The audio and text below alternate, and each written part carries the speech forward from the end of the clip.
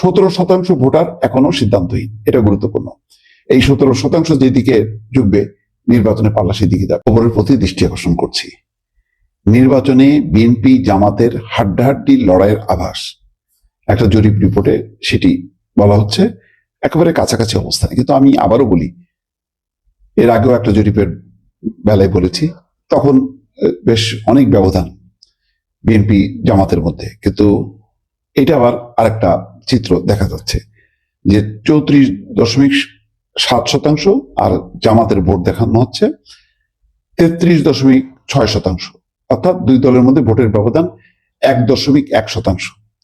জানি না ওইটার কাউন্টার কিনা, কিন্তু তারপর এটা মাথায় রাখা দরকার। আমি সবসময় মানে কোনো পক্ষকে নির্বাচনে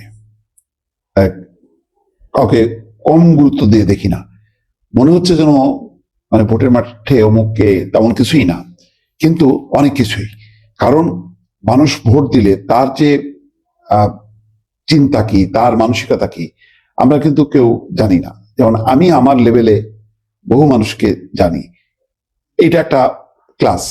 আবার আরেকটা মানুষের ক্লাস আরেক রকম। প্রত্যেকটা মানুষের নিজস্ব একটা শ্রেণী আছে।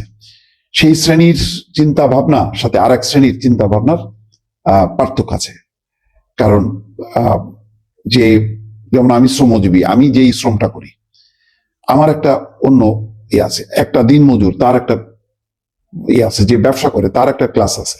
এমনকি যে সবজি তরি তরকারি বিক্রি করে, তারও একটা শ্রেণী আছে। প্রত্যেকটা শ্রেণীর সাথে আর একটা শ্রেণীর চিন্তা ভাবনার ওঠানামা করতে পারে।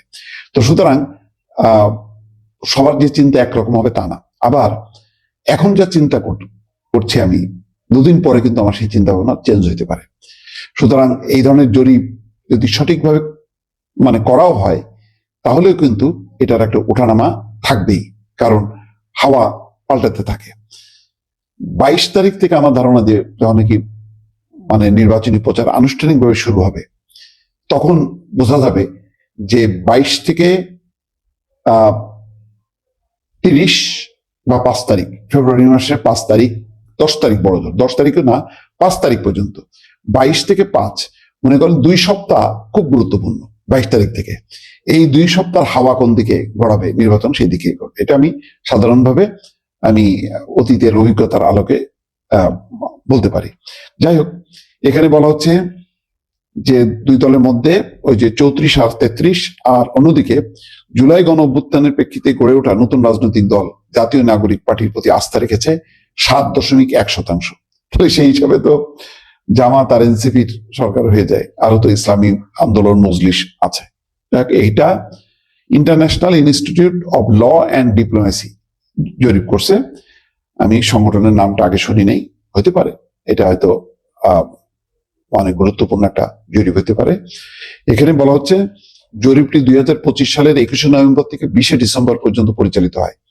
এতে বাংলাদেশের 64 জেলার 295টি সংসদীয় আসনের অন্তর্ভুক্ত মোট 22,174 জন নিবন্ধিত ভোটার অংশগ্রহণ করেন।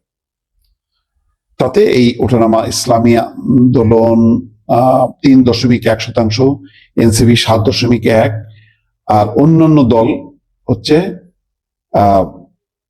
4.5% জনসমর্থন রয়েছে।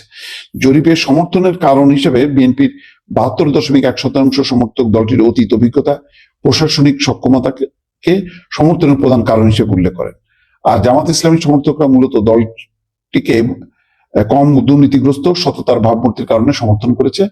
অন্যদিকে জামাতের 44.8% সমর্থক দলটিকে কম দুর্নীতিগ্রস্ত, 40.7% সততার ভাবমূর্তি হিসেবে সমর্থন করেন।